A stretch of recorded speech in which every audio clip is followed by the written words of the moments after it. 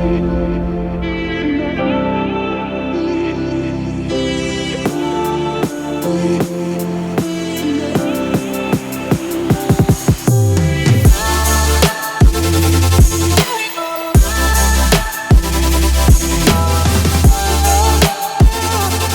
to another video from this channel.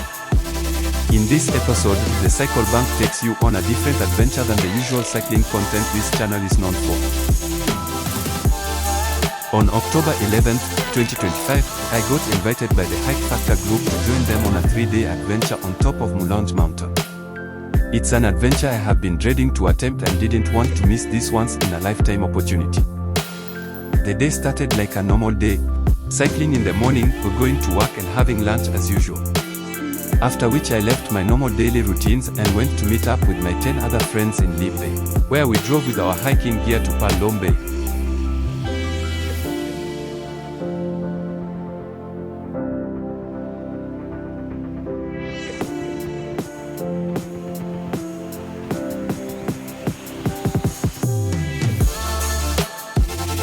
We started off the drive at around 4 p.m. and arrived in Phalombe at 7 p.m. We had our dinner before driving the remaining 10 kilometers to Fort Lister where the hike started and ended.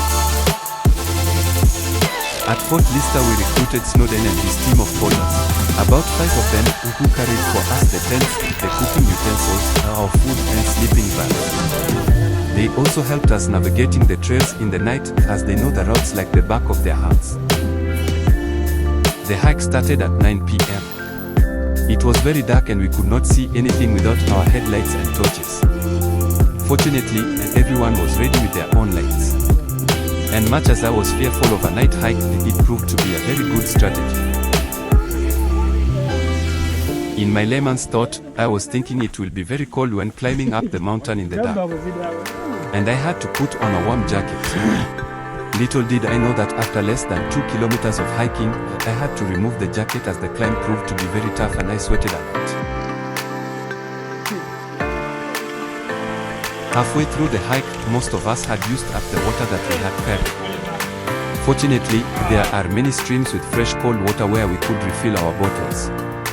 It's a chicken and egg situation.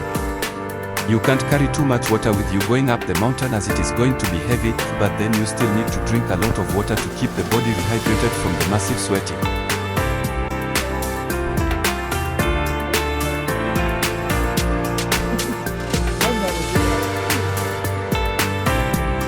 We walked in close formation, making sure the person in front of you doesn't go too far ahead of you.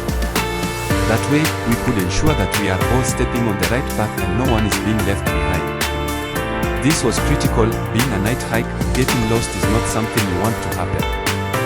There is poor cell phone network connectivity on the mountain and we had no access to the network in the 2 days we were there.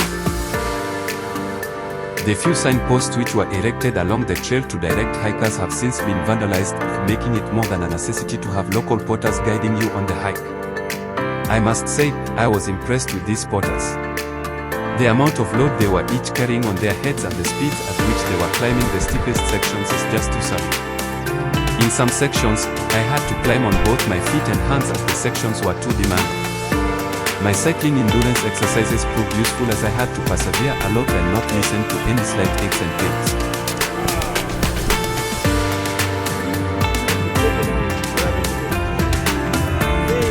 In total, we climbed for a total of 7 hours to reach to our destination. We were arriving at around 3:30 a.m. after getting lost for about an hour even with the porters guiding us. The trails that we used had overgrown grass and being at night, even the porters failed to notice where we had to branch off from the main trail to the small routes that took us to Malosa pools.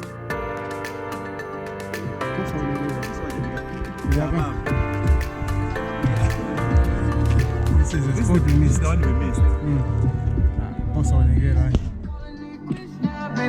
After arriving at 3 in the morning, I just threw myself in the sand and slept for hours. I woke up at 8 a.m. when the sun started getting hot and the view that surrounded us was so beautiful. It was like I was on a set for the Lord of the Rings movie or some ancient place that you just read about in novels.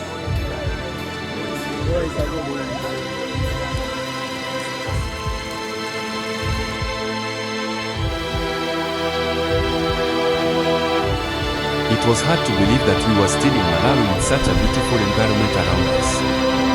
There is a stream that passes around our campsite with fresh cold water. The water was ice cold, so cold that we just placed our meat in the water and that was as good as refrigerating it.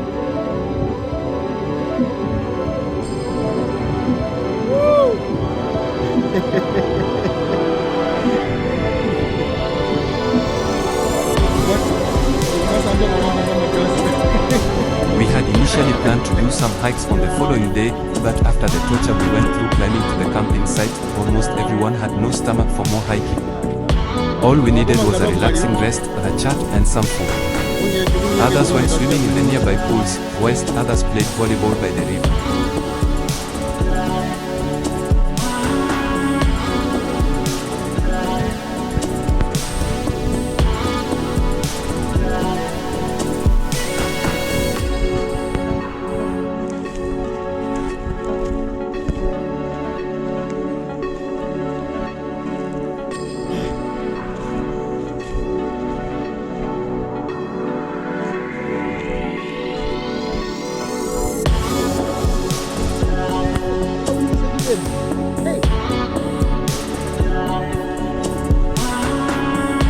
One thing I learned on my hike is that water boils at a lower temperature when you are high up on a mountain. Within a few minutes of heating the water, you could find it already boiling.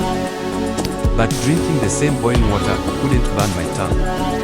The same cannot be said of the tea I had on the lake on my voyage to Lekoma Island earlier this year. The boiling water on the lake was too hot for my tongue and the tea tasted messy.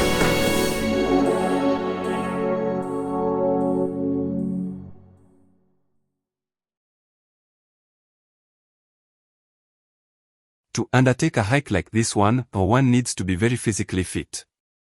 In addition, you need to have nerves of steel and not be afraid of heights. We climbed the mountain in the dark and we didn't have a huge perspective of the slopes we were tackling, other than the memories that in some sections it was almost a 45-degree climb requiring me to use both legs and hands. When I imagined going down those sections, my heartbeat could rise up a little more than normal.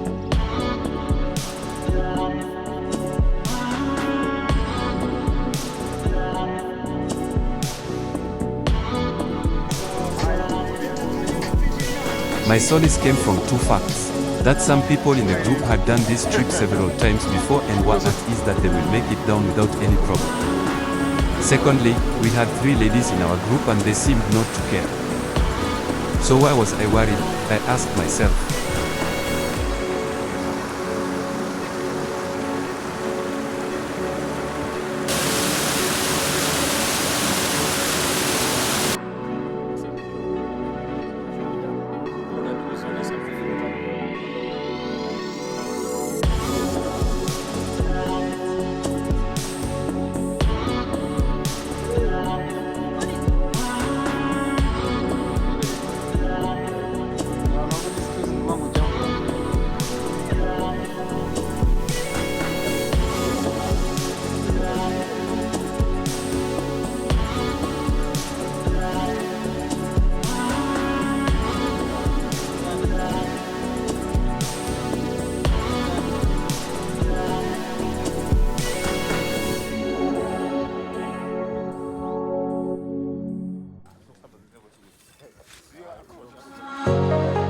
After a restful Saturday, we spent another night and left the campsite on Sunday morning at around 8 am. It took us almost 5 hours to hike back to the starting point.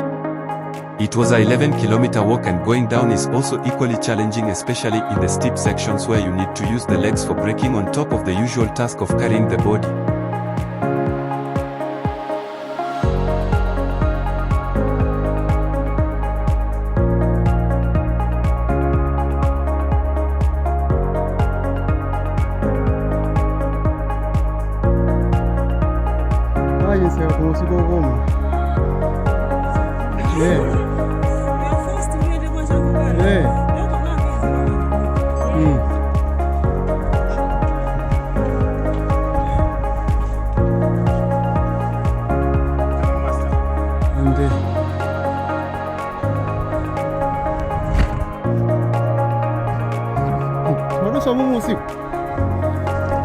We took a chance to take photo in the most picturesque places that we failed to take photos in the night. It was interesting to notice how challenging the terrain was where we walked in the night using just our torches. The terrain was challenging even in the day, but we made it through in the night. We must be crazy for sure.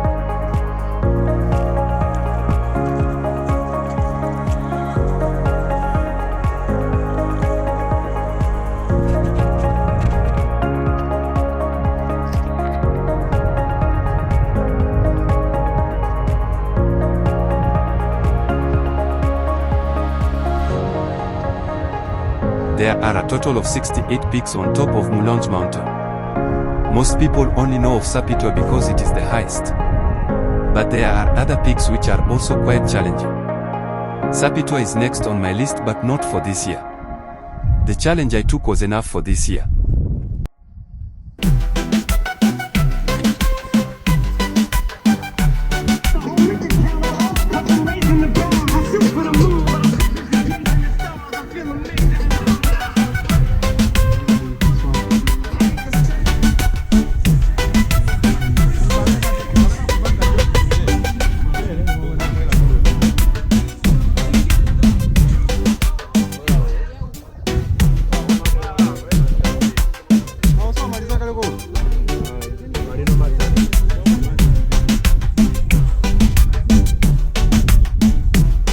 As we were going down, we made a slight deviation from our original route and we ended up in a swamp that we didn't encounter on our way up.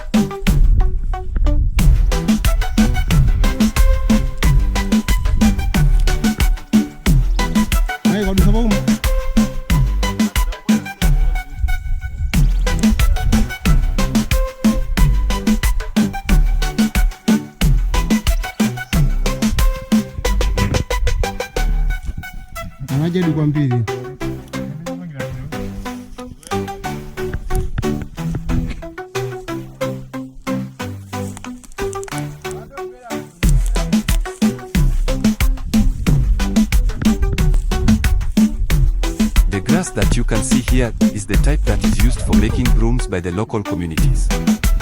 Due to its soft fibers, the brooms made from this grass are suitable for cleaning the cement floors of the modern houses. I have never seen this type of grass growing anywhere below the mountain. Maybe the experts know better than I do. All this walking we have done so far to this point was still on the top of the mountain. We walked for about 5 kilometers on an almost level area with a few climbs here and there. At this section of the mountain, it is where we were cut off from civilization without any cell phone connectivity. The few places where network was available, we were connecting through Mozambican network providers, as we were on the side of the mountain directly facing Mozambique. A few kilometers later we reached the edge of the mountain where we started the steep descents.